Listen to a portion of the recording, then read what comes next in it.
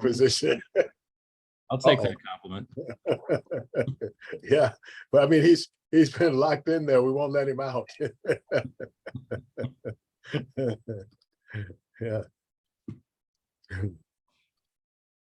Yeah, well, we got a few interesting folks showing up here. Should have a lively conversation.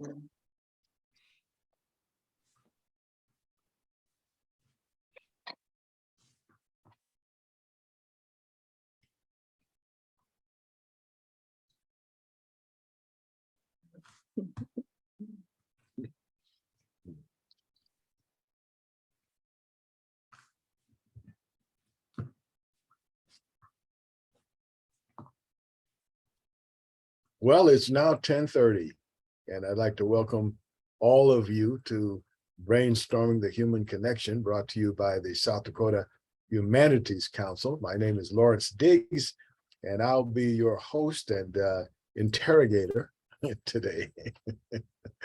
So if you haven't gotten the memo, the South Dakota Book Festival is next weekend. Next weekend, think about that. It's just right around the corner. And if you haven't been, you need to go, because if you don't, if you should die, people will send you back, because they say, hey, there's a thing, something you didn't do while we had you down there. So you should make it to it. And speaking of people who have been there, we have as our guest today, Christine Stewart and Patrick Hicks, and they have been presenters at the South Dakota Book Festival for many years, many different times, and partly because they're quite interesting characters. I mean, I've known Christine for, God, it seemed like forever, people are starting to mix us up now, when you walk out. So, but I keep saying, no, I'm not Christine, but anyway, we've been, we've known each other for a long time, and she is quite an interesting character. I've served on the South Dakota Poetry Society. There's the Society's board of directors together with her.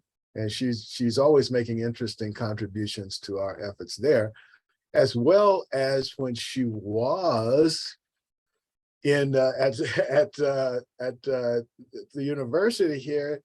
It's like she was like one of my star people, over there, because she also inspired people to write and stuff.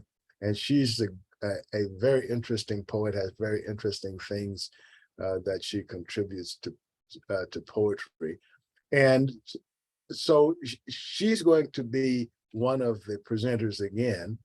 And Patrick, I haven't known him as long as I've known Christine, so people don't mix us up yet. But he also has been one of the people who have contributed a lot to poetry and the literary arts here in South Dakota. Patrick is actually a writer in residence at Augustana, and he's also a professor of English there. And Christine is now a professor at the University of Manitoba. And that's a recent thing. You should know that Christine was also the poet laureate of South Dakota. And so she's been around, so to speak, she's been around.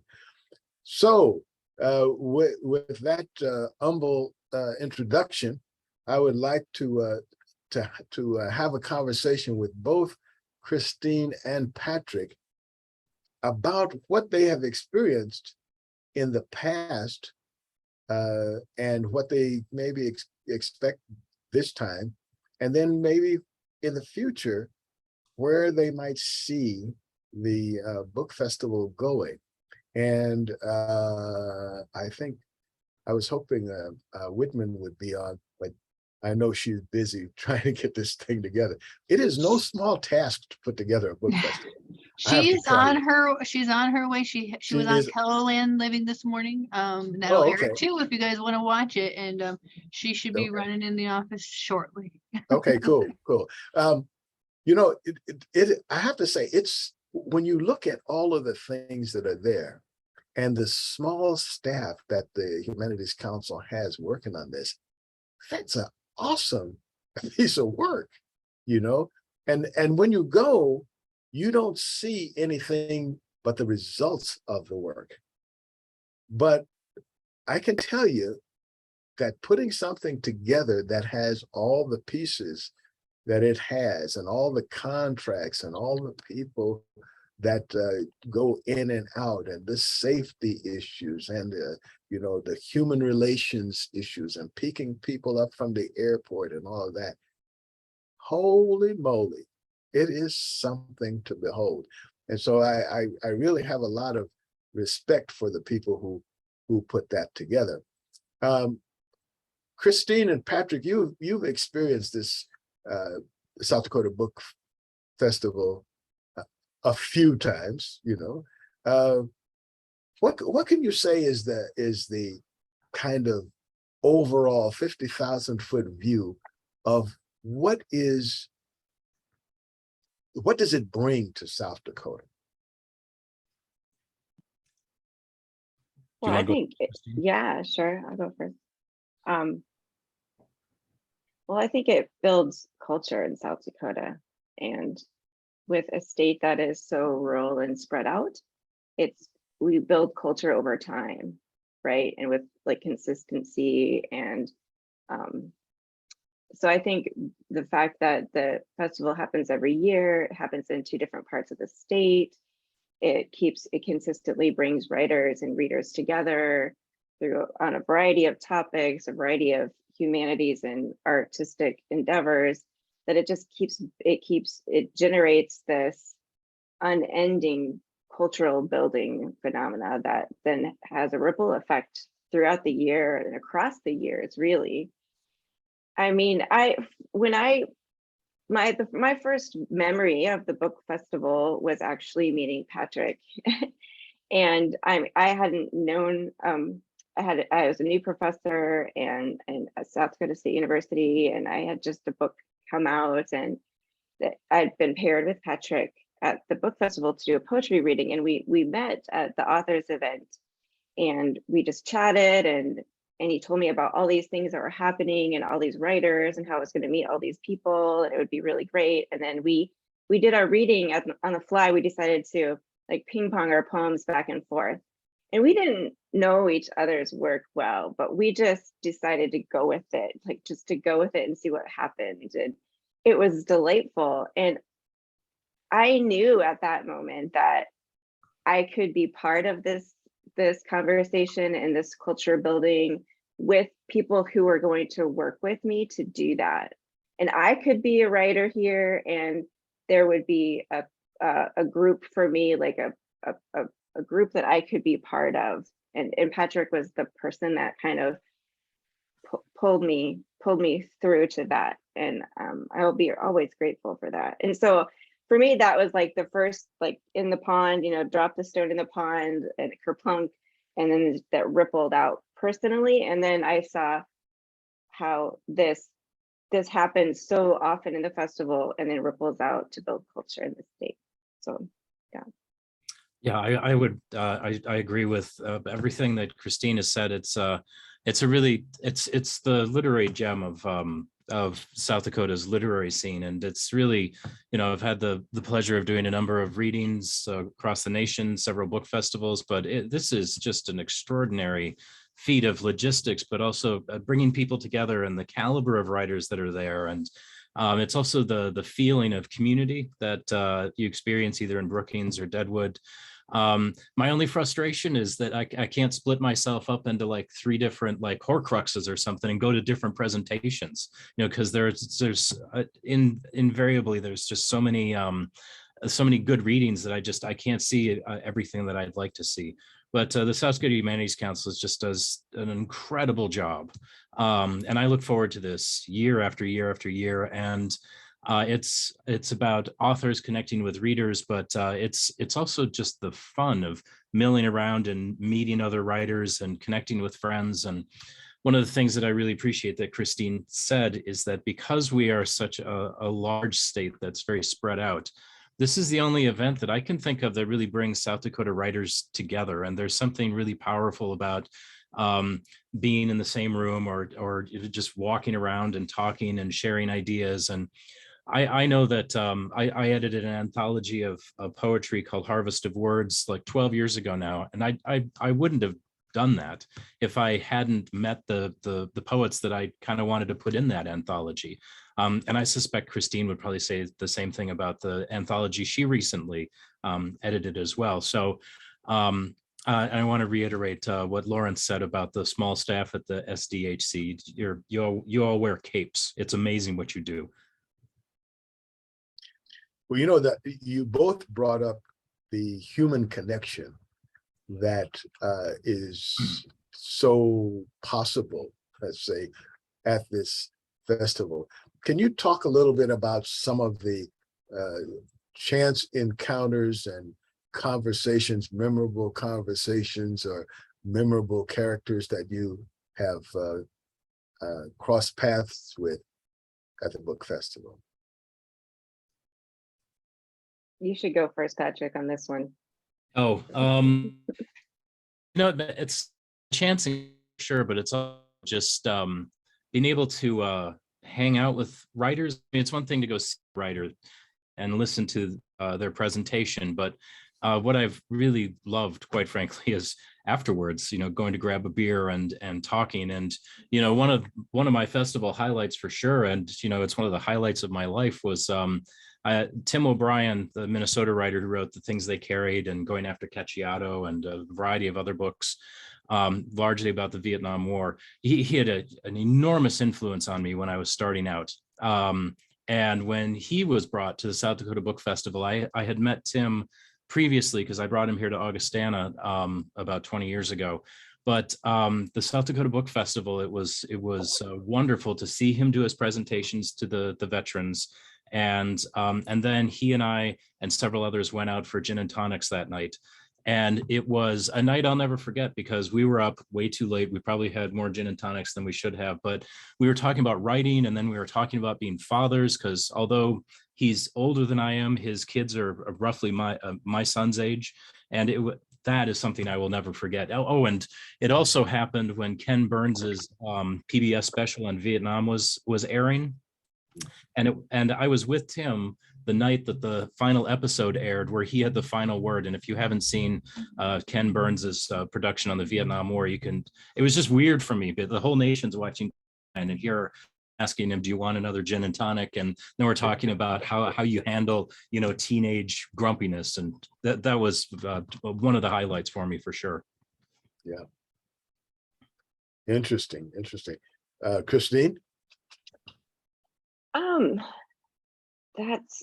Chance encounters. I keep running around in my head with these like chance encounters, because there have been a lot. There have been times where I've met writers that are new to me that like I've gotten the opportunity to talk to. But then there have been a lot of times I've run into people who are writers and want to be writers or just starting out, and just being able to give them like affirmation about, oh yeah, that's a great idea, or you should write that poem, or just talking about the writing process was always really great. And it's often those moments where you follow up a conversation based on something you talked about in the session, right? Like you follow up in the hallway. I mean, I remember talking a little bit about miscarriage in a poem, and then someone caught up with me in the hallway and they were like, this is so important, can you say more about this, and can you and so that just sparked some other writing and some other ideas and some other connections, because that's such a taboo topic. So I think there's that kind of connections. And I have similar stories about sitting with heroes of mine, my own writing, reading with Ted Kruser and Naomi Shahib-Nye and Hyde Erdrich was really incredible.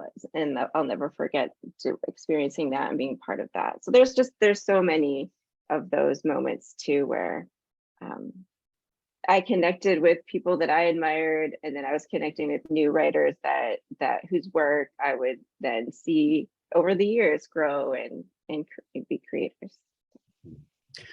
One of the words that comes to mind for me is proximity, because when we go to such kind of fairs, the people who come are people who, let's say, their psychographics or their mindset is such that that's why they show up at a book festival, is because they have at least that in common with most of the other people who are at the book festival. Some may be writers, some may be readers, and some may be people who make their living from writing. And then, there's all kinds of reasons why they're there, but they all have something to do pretty much in some way with literature. And you both talked a little bit about the writers that you have come in contact with and people who have influenced you. I'd like to turn it to readers, the people who are coming. They're not writers, but they're coming to meet writers. And one thing you can say about the readers is they have a lot of spread. They are people who have, they read often different kinds of books, or at least different authors. And so in some sense, they may be more literary experts than we writers are, because they're actually at least their own critics, So I'm wondering if you've come in contact with readers who have influenced you in some way. I thing that I really appreciate about the book festival and just being on the road and sharing my work with people is because writing is such a solitary, almost monastic existence. I mean, most of my work is created in this office, and I feel like Gollum. I like peek out sometimes, after the book published, but most of my life is spent here. And then when the book, it's like you said, you have to be an extrovert and be in front of people, and I can do that. I enjoy meeting readers.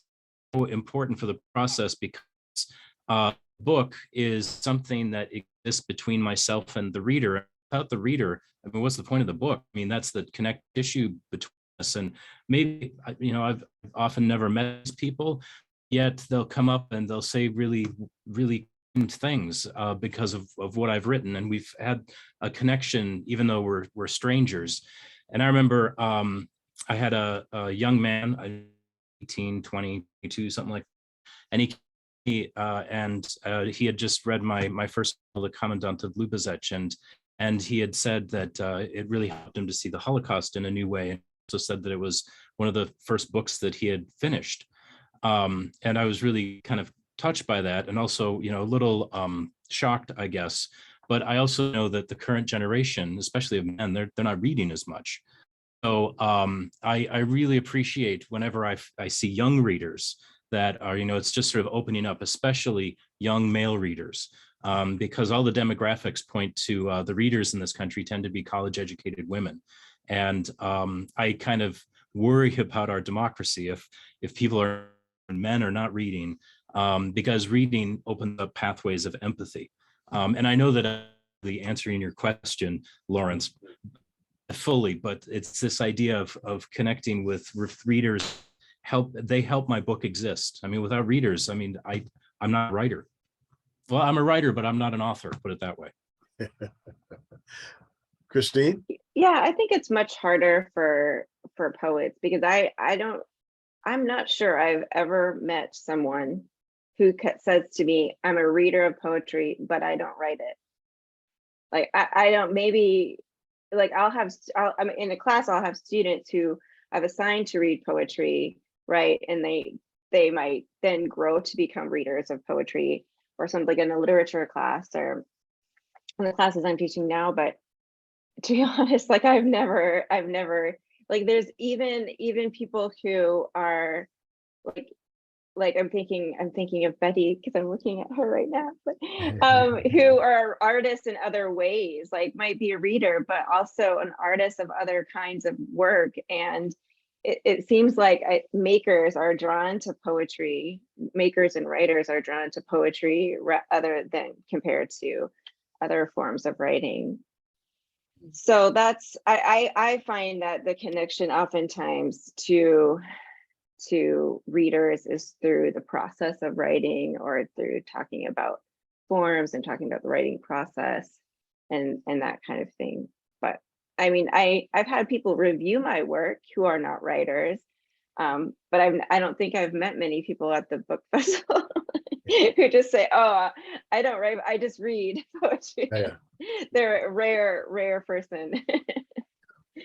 Yeah, I have met quite a few people who are just readers, you know, I mean, and they will tell me, well, I don't write anything. And then of course, the first thing I try to do is try to get them to believe in their ability to write, you know, so I try to bite them like a zombie and turn, you know, like, okay, you can write too, you know.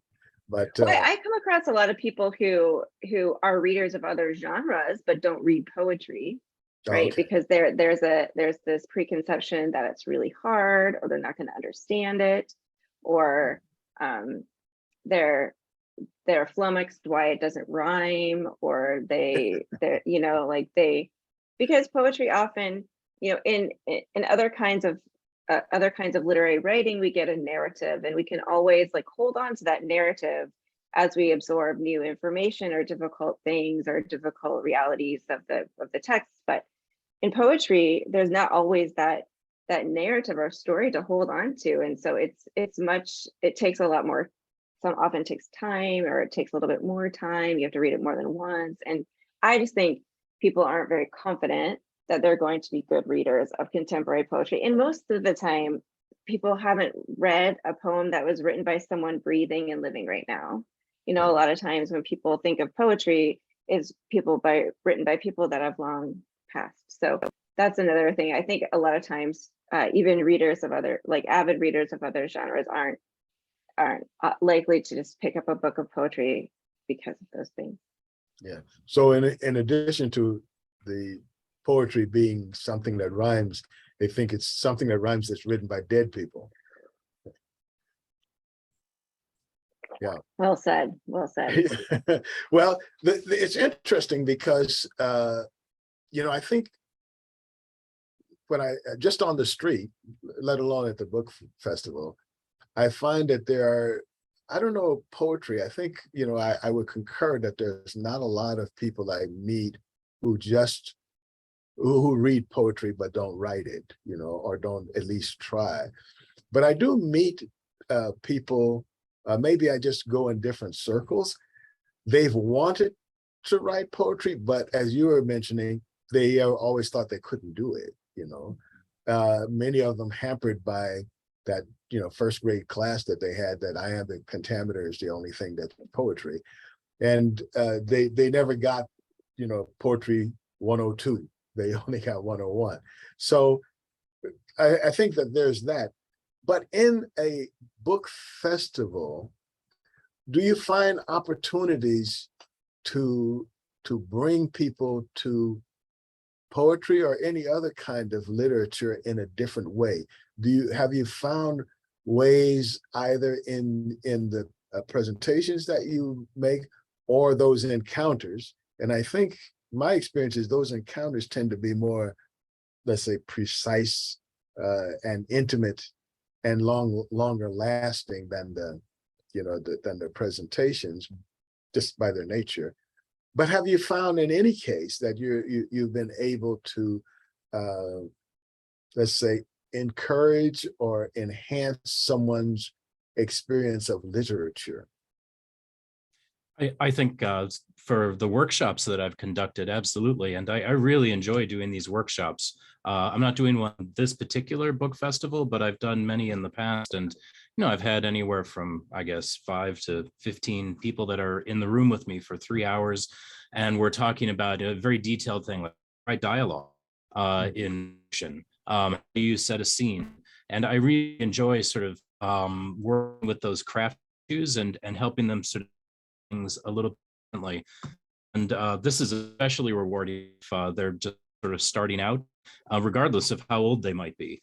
Maybe they're in high school, college, whatever they are. But I like that moment where we're talking about craft issues, and if I can help them see things in a way they hadn't quite seen before, I find that really intellectually nourishing for me. And it's really wonderful, sort of, I know it sounds hokey, but give back, I suppose, because I think of my mentors and I was just a sponge, it's like, because I was so hungry to learn these craft issues. And it's really rewarding to be in a position where I can say, well, this is what worked for me.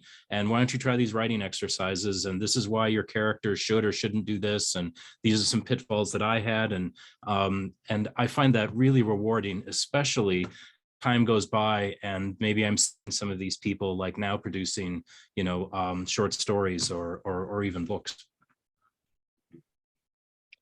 Christine? Yeah. I think I appreciate at the book festival when I'm put on a panel or when we've created a panel that's cross genre, because I think that's the biggest opportunity to bring people to poetry, because they might come like a theme or like a place-based theme, like writing South Dakota, like in putting a novelist and a poet and a creative nonfiction writer or memoirist on the panel, or I think writing about motherhood or parenting and like mixing up the authors that are on that panel, because then someone who is, I've noticed that more often people who aren't usually thinking about poetry, well, that's a gateway into it. Like, oh, I know, but I want to learn more about that theme, or I'm interested in that topic. And so they're like, oh, and then they hear a poem or two and they're like, wow, like that's not what I expected. So I get that a lot. Like, wow, I didn't expect your poetry to be funny. Well, it's rarely funny, but or I didn't expect that poem to be like X, Y, or Z, because they just don't usually read poems. So I really think I would love to see the book festival do more of that. And I know it's traditional to have like the poetry track and to do all that, but really to mix it up and to really break down those barriers of genre, because it's the same cycle of it's often the same cycle of poetry people gathering around poetry, but really we can shake that up, and I think it would all be better for it. Yeah. Good. Well, I want to remind our esteemed panel here that we're all in this together, and I would like to open it up now to any questions or thoughts, comments, feedback. Your favorite person who does your nails. I don't know. So, any comments, Betty? You look like you had something to say. Yeah, well, I had kind of just a smart aleck remark when you were talking about bringing people to writing and convincing them that they could write. And I wondered if it's better or worse when somebody already thinks they can write and you find out they can't. But that really doesn't require an answer unless you want to tell me just to keep quiet. But, I really relate to what Christine just said about mixing up the genre, because I think the genre sometimes are a barricade, any of them, to someone who thinks they might like to write and to read. Sometimes we pass by things because, well, I'm not interested in that. I've been guilty of doing that and thinking, well, I don't read fiction. Well, dumb me, So, and if you think you might like to write something, but you don't know what or where, being in a mixed session with people who do different things is very liable to stir something up, I think. So thanks for doing this. It's really lovely.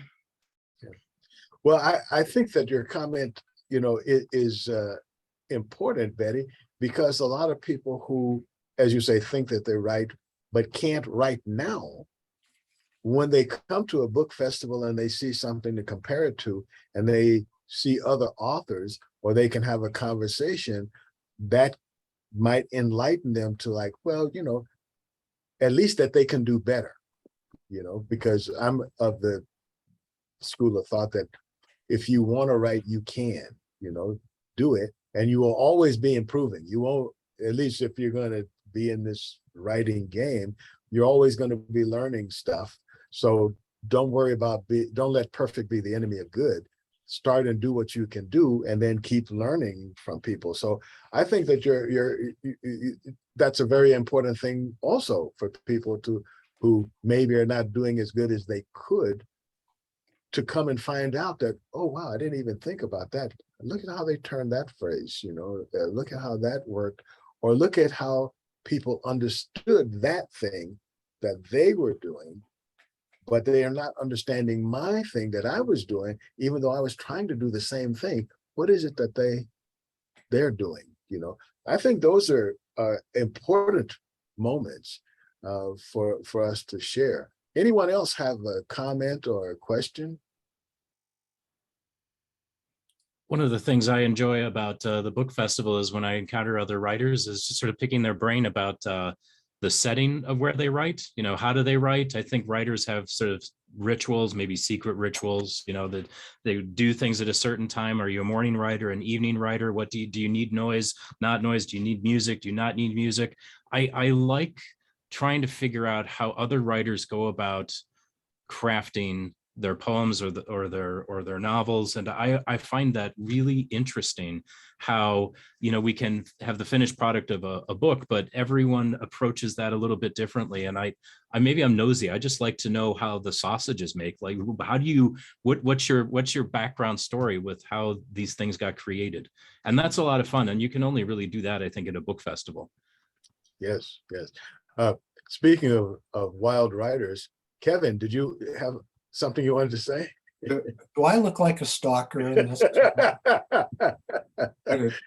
Well, at least you have almost, and the camera is almost matching clothes, man. You could be, but you're going to have to work at it, though. It don't come easy. Yeah, well, my wife keeps a pretty tight rein on me. I don't think I'll be stalking anybody. Yeah, I got a couple of questions. One for Christine. How does it work to be at the University of Manitoba and be the poet laureate here? Well, I'm technically not the poet laureate anymore. I resigned when I moved here. Okay. But what happened was, it's a long story that a journalist might love to hear, but I don't think in this public setting, it would be the appropriate venue for that story to be given. But let's just say that the plan to fill my spot collapsed. And so the Poetry Society decided to wait till the next term begins, which they're going to be looking for the new poet laureate. I think they already are. I think we already got the press release created. It's out, and that person will be selected for 2023. Okay. All right. Yeah. I would have said I didn't feel ethically, even though I'm only like 3 or 4 hours away from the border of South Dakota, like I'm 6 hours away from Brookings. Like, I didn't feel like ethically it was okay for me, since I left the country. Well, I have to say that's the only grudge I ever held against Christine was her leaving. You have another question? I've had urges in the last six years to leave the country too, but we get back, especially 4 of them.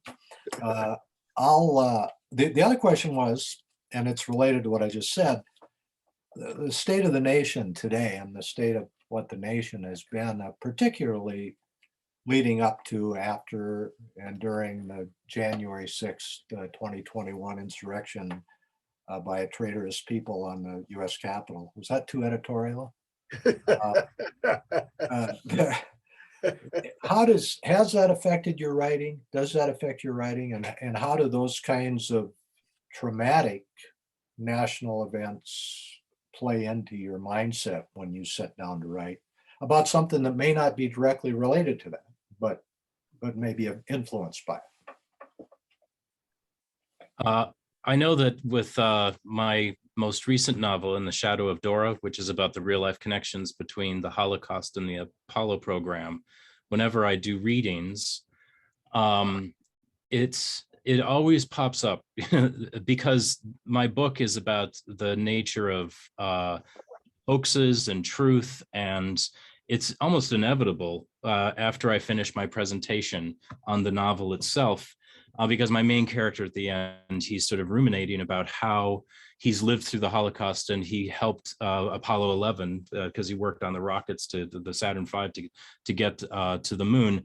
And my character is aware that there are people that believe these two things are hoaxes. You know, one is a monstrous denial of what happened, and the other one is just a bunch of people with tin oil on their head saying land on the moon. But the novel ends with this idea of a hoax. Now, you know, that novel was published well before January 6th, but whenever there are conversations, it always comes up about the nature of truth and hoaxes and fascism. And I'm very happy to have those conversations with audiences, especially when it comes to fact.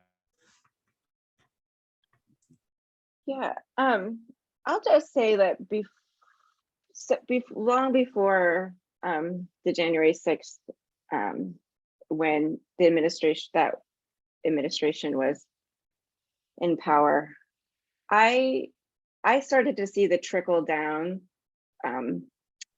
sense that you can't criticize without retaliation. You can't speak your mind without hurting someone's feelings, which will bring retaliation of some sort. So I felt like it trickled down in South Dakota. I think there's a shift because I think it's South Dakota, and I think there is a lot of changes around that for me. So it wasn't just it wasn't my writing, it was a lot of other things. So I think that I feel very invited here in Canada to do whatever, say whatever I want to say. In my interview, I was asked, they said, "We expect you to teach critical race theory. Are you familiar with critical race theory?" And I was like, "What's that?" Oh, yes, I am. You know, I mean, they taught that to us in first grade.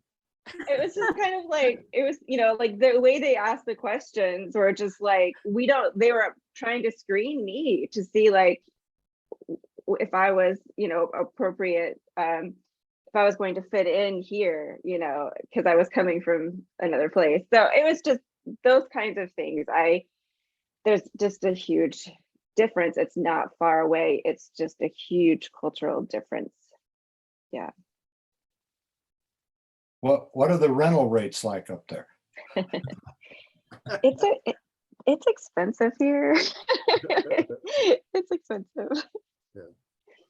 Yeah. Well, I mean, coming from South Dakota, almost every place is expensive. You know, the food is pretty much the same price, but real estate, you know, is not there yet. You know, we don't have too many studio apartments going for $2,000 and $4,000. There's probably some, but not a whole bunch, you know. Anyone else? Questions, comments? Okay, well, we'll continue, and you guys continue to think of any. This is a golden opportunity for these two wild people to interact with you. Let's talk about the future. Well, I do have some comments. Oh, I'm sorry, Sharon. I didn't see you your hand raised or anything. I've been hiding. Go ahead. Go ahead. Just to fill the hour, I'm going to say this. Going back in the conversation about 5 minutes, when the guests and everybody were talking about writing, encouraging people to write. So I remember the first time I was encouraged, not by a teacher or by anybody else outside of my own brain, but I was sitting in this classroom and the professor read W.H. Auden's Les Beaux-Arts des Beaux-Arts, the Museum of Fine Arts. And I thought that was the most beautiful thing I'd ever heard in my life. And then I looked at it in the book And I said, my God, you don't even have to fill a whole page. Who couldn't do that? So I think it takes quite a bit of innocence to begin writing. I mean, who couldn't write that? Well, that condensation of thought, there's a lot more that you should be putting in that space with all the white space, so that when it's unpacked, it's like an encyclopedia. You know? Yeah, At least well, that's I've my written goal. enough to kind of get that idea. Yeah. Yeah. Well, anything else, Sharon? No, I've enjoyed this very much. It's kind of a prelude to the book festival coming up. I hope I see Christina and you and Mr. Hicks in person. Yeah, yeah. And Betty. And Betty. I hope yeah, she'll yeah. be there. Yeah. You can feel her radiance, so it won't be hard to find her. You know, she's. Okay. Let's go. Did you have something else you were going to say? No. Okay. No, thank you. All right. I'd like to look at the future, and in this conversation we have the indelible Jennifer Whitman is with us, so she can join in this conversation too, because she will have more than firsthand knowledge. She is the hand, actually. What can we see in the future for book festivals in general, and the South Dakota Book Festival in particular? What kinds of ways could you see book festivals morphing and becoming what? Oh, I have a question for Jennifer. It's because we have Zoom. Are we going to be on Zoom like when we present, or not?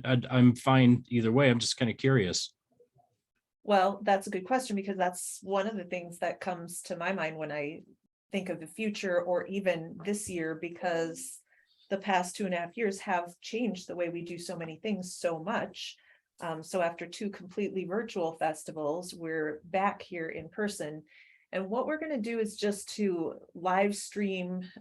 We can really only live stream on Facebook one thing at a time.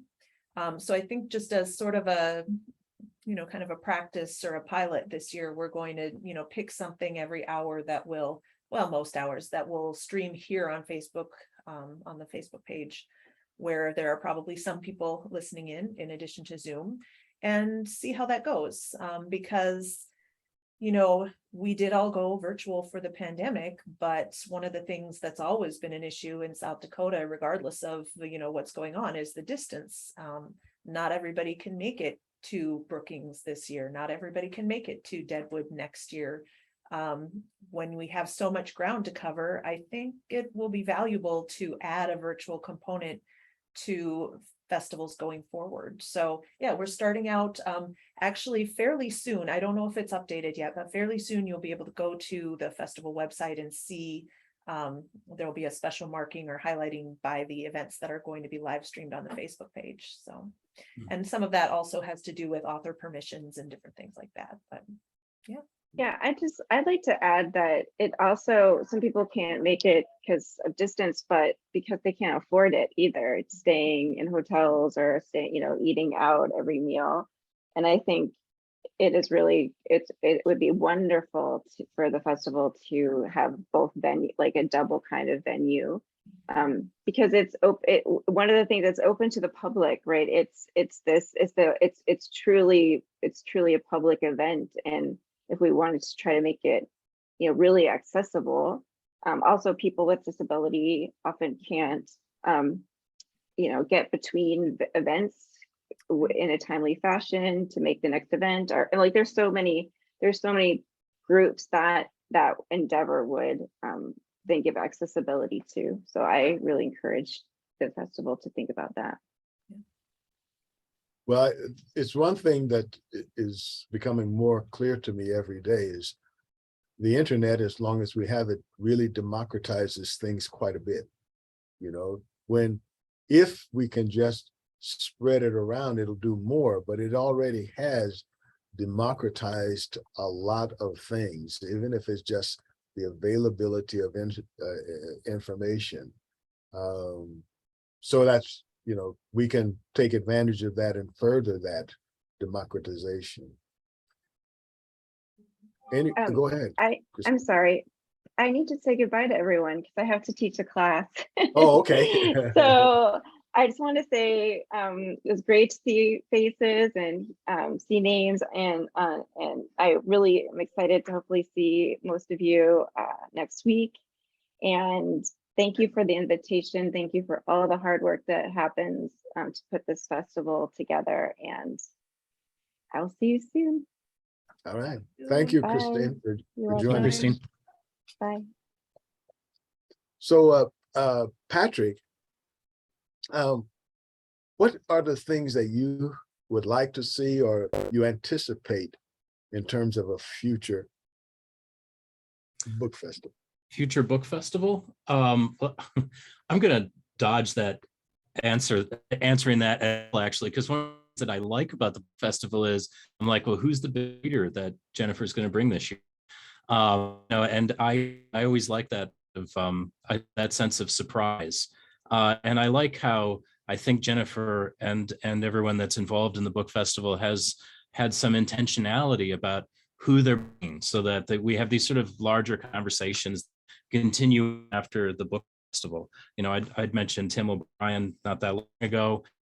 They also brought Brian Turner, war vet, to talk at precisely the right time when the country was really hungry to talk about the Iraq War. So I anticipate that the future of South Dakota Book Festival is going to be a place of dialogue based upon what's happening in our nation and the world, and perhaps there'll be some environmental writing next year, environmental, authors that'll be coming to talk about our changing climate and what do we do about that? Well, one of the things that's high on, or should be high on our list of consideration, is the efforts to curtail book writing and availability, to ban books, to burn books. When I was growing up, it wouldn't have occurred to me that people would be thinking about and talking about and planning to ban, burn, and destroy books. You think of that as like medieval times when people just like, the Gutenberg had invented a press and some people realized right away that wasn't good for them, but then other people got used to it and said, hey, this is a good thing. And then it was moved, and then suddenly people were just, being persecuted, for writing books, it wasn't the first time the books have been burned now. The Romans did that to the whole Egyptian library, as much of it as they could find. So book burning isn't like a 20th century invention or something. But in our time, since the Renaissance, my understanding is that after the Age of Enlightenment, people realized that's not a good idea, and let's don't do that if we're going to be enlightened. But apparently some people didn't get the memo. I'm wondering how that is going to affect book festivals. Yeah, I'm not aware of anybody in history that has been on the good side for banning books. I just you're kind of aligning yourself and I know that this is for the book festival, but I feel I'd like to plug that Reach Literacy is doing. I was involved last week with a new series which is kicked off here in Sioux Falls called Banned Books and Beer, and it's at Remedy Brewing. And last week they asked me to talk for about an hour on 1984. Why is this book banned? And clearly, I study the Holocaust and Nazi Germany, and that was one of the first things that the Nazis did. As soon as Hitler seized power in January of 1933, 3 months later, they're hauling books out of Humboldt University and they're burning them in Babel. That phrase by Heinrich Heine, when he wrote about 200 years ago, burn books, men are next, was the case of the Holocaust. And I'm really squirrely when anyone tries to ban books, and certainly that has happened. But importantly, banning curriculum in schools, because right now, son's in 8th grade, and he's going to be learning a particular version of American history, which I'm not very happy about because it's very sanitized. And I like this idea of a conversation, and who knows, maybe it'll naturally sort of sprout up in this particular book festival or a future. But I think it's a really necessary conversation to have, because truth is under assault in our country, and the only way to remedy truth is by having books and open dialogue, and we need more of that. But I suspect I'm speaking to the choir here, because you're all good, enlightened people who are plugged into the SDHC. Well, I can tell you that there will be a specific conversation about book banning, classroom control, those kind of things at the festival. It is, and I'm looking up here at where I have some of the schedules taped. It'll happen from 4 to 5 p.m. on Friday, and it's going to be hosted by the SDHC School of English and Interdisciplinary Studies, and a few of the English professors will be leading. It's a happy hour and conversation at Mosaic Wine Bar and Small Plates, so you can get a little wine, or you can get some Cool Beans coffee, because they're all in that same building. And will you cut people off after a certain amount of wine?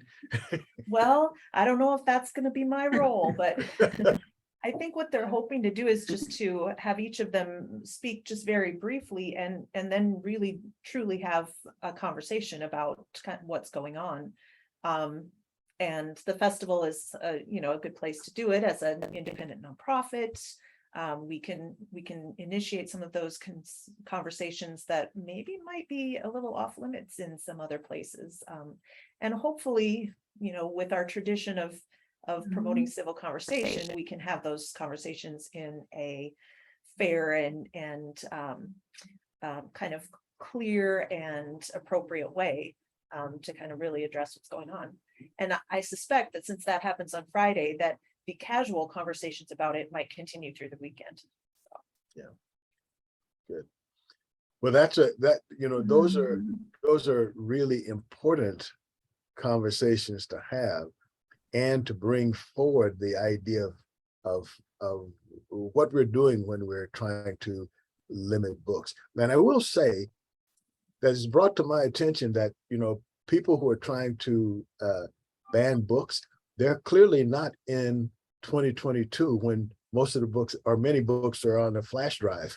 So it's like, even if you burn the books, the ideas are still there, which is what they didn't have in past times when they've destroyed books, is that the books go on. In fact, like the proliferation of the books and the ease of keeping them is a lot more now. Yeah, I mean, you're going to have to work a lot harder to get rid of those books. And as Patrick was saying, you burn the books and then you're going to be burning people. But you almost have to do that, because the books are going to still be there. And even the ideas are still going to be there. Truth is truth, whether we face it or not. It has a way of, like water seeping through the cement. Anyone else have an idea of like, well, where is the book festival? Where would you like to see it go? What are some of the kind of things that in the future, I'm sure that Jennifer has her plan already together, but Patrick, do you have something? Yeah, in the future, like next week, I would love it if people came to my presentation in City of Hustle. Check this out. This is published on October 11th, and this is one of 10 copies in South Dakota. John Lauk and I are going to be talking about this new anthology about Sioux Falls. We had so much fun putting this together.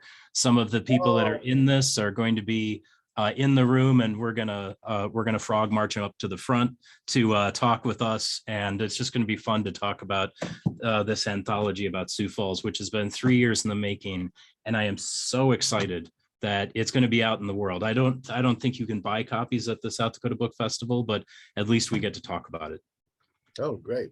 Now, I'm going to encourage a sequel, The City of Hustlers, you know. Yeah, we have 50 essays. We've You got got- 50 essays got- and we could do volume 2 pretty easily. There's just so many things that we didn't get a chance to write about. I can tell you in my time in Sioux Falls, you got a lot of material. you Yeah. know. Yeah. should you embark on that endeavor. So anyone else, ideas that you have for the book festival going forward?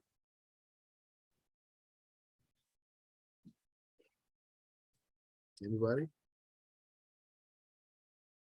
Jennifer, what kind of things are you thinking of that maybe you haven't been able to do so far, but you'd like to see? Well, I would say that probably our biggest challenge with the festival is keeping the events manageable for the number of people that we have to run them. So I don't really look at, saying, oh, we want to see X amount of growth, or we want this many more authors, or we want this many more attendees. I think our biggest focus is on trying to keep a high quality of presenters, and also to keep the balanced representation of South Dakota writers and nationally known writers that we can bring together with our readers here. But I do think the virtual component that we talked about, I think will continue to get more and more as we understand that technology better. And yeah, I would love to see, Patrick mentioned Tim O'Brien and Brian Turner before. We'd all love to see our veteran storytelling program grow. That is one area we'd love to see grow. We put out a call for entries in any written form, poetry, prose, fiction, nonfiction, and have a panel of veteran judges boil those down to the top 3, and then a veteran author, who this year will be Colin Halloran, who is a U.S. Army veteran, makes the final decision and places those 1, 2, 3, and the winners then read their work at the festival. And I think that's something we'd like to keep growing, and finding ways to reach more veterans and current military service members who have stories to tell. And so we would love any support that people have in helping connect us with those people, because I think it's one of the very valuable things we do. I can't say enough about some of the authors that have been here before, including Brian Turner, and we've had Phil Cly and a bunch of other people who've done some of this work for us. But Colin Halloran was a virtual presenter last year, and we decided to have him back in person because he just absolutely puts his heart and soul into everything he does, in terms of, this is how you can write through your experiences to understand them better. And this is how you can write through trauma to help heal yourself. Just it has a huge amount of intensity and devotion to that. So very, very worth listening to. Mhm. That is a very important, let's say, corner of literature in general, is to have it become more interactive. We often think of both writing and reading as solitary experiences, and they maybe too often are. But I think that the real value, the point of impact, is when at least the ideas of the author are wrestled with, where we take those ideas, and maybe the authors themselves to have conversations and get under the hood of things. Because every story, every poem, in fact words themselves, can use unpacking. If for no other reason than often people have never looked up in a dictionary the words that they use most often. So making sure that what is said or written is what is heard or read, that's a challenge. And I would say that would be an interesting kind of exercise I don't know if you could call it a workshop, but a interesting exercise is to have an author read something and then ask the participants to say, okay, what did you hear? You know, or take a line, if you've read that book or, you know, and currently read it, and just say, well, what did you hear?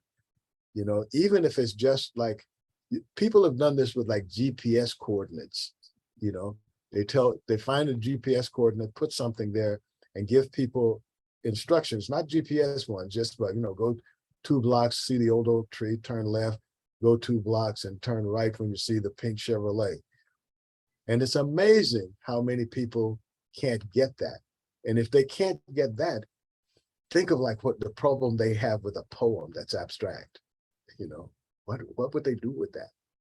You know, so I think that kind of exercise would be good, not just for a book festival, but just as a part of what we do in book clubs, or talking about books, or, you know, authors being involved interactively with the writers. Because if it's just about what I'm thinking and there's no point of impact, no rubber meeting the road, I'm not sure that the full potential of that writing or idea is being realized, you know, or anywhere near that full potential.